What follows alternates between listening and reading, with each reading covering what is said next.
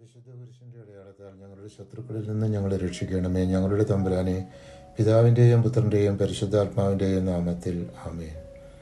ആസാഫ് രചിച്ച 83-ാം സങ്കീർത്തനം ദൈവത്തോടുള്ള ആത്മാർത്ഥമായ ഒരപേക്ഷയാണ്.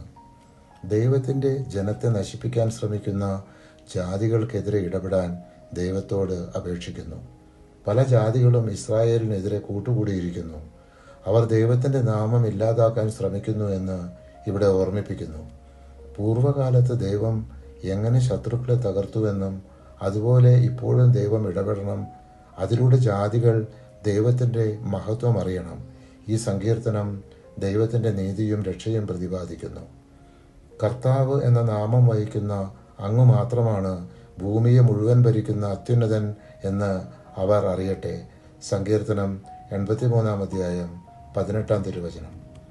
കോരഹിൻ്റെ പുത്രന്മാർ എഴുതിയ 84-ാം സങ്കീർത്തനം ദൈവത്തിൻ്റെ ആലയത്തോടുള്ള ആഴമുള്ള ആഗ്രഹവും സ്നേഹവും പ്രകടിപ്പിക്കുന്നു.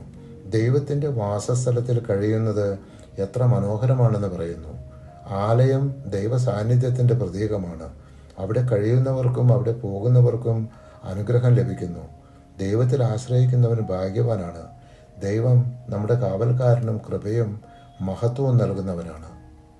എന്നേക്കും അങ്ങയെ സ്തുതിച്ചുകൊണ്ട് അങ്ങയുടെ ഭവനത്തിൽ വസിക്കുന്നവർ ഭാഗ്യവാന്മാർ. അങ്ങയിൽ ശക്തി കണ്ടെത്തിയവർ ഭാഗ്യവാന്മാർ. അവരുടെ ഹൃദയത്തിൽ സിയോനിലേക്കുള്ള രാജവീഥികളുണ്ട്. സങ്കീർത്തനം 84-ാം അധ്യായം 4-5 തിരുവചനങ്ങൾ.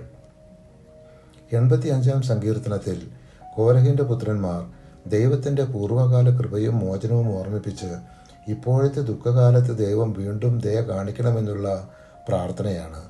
ദൈവം ഇസ്രായേലിൻ്റെ പാപം ക്ഷമിക്കുകയും ക്രോധം മാറ്റുകയും ചെയ്തതിൻ്റെ ഓർമ്മയോടെ ദൈവത്തോട് വീണ്ടും പുതുക്കലിനും സമാധാനത്തിനും വേണ്ടി ഇവിടെ അപേക്ഷിക്കുന്നു. ദൈവം തൻ്റെ ജനത്തെ വീണ്ടും അനുഗ്രഹിക്കുമെന്നുള്ള വിശ്വാസം ഈ സങ്കീർത്തനത്തിൽ പ്രകടമാകുന്നു. പരിശുദ്ധാത്മാവെ, തിരുവചനത്തിൻ്റെ അനന്തശക്തിയാൽ ആത്മാവിൻ്റെ ഫലങ്ങളും ദാനങ്ങളും നൽകി തീക്ഷ്ണതയാൽ ഞങ്ങളെ ജ്വലിപ്പിക്കണമേ. ആമേൻ.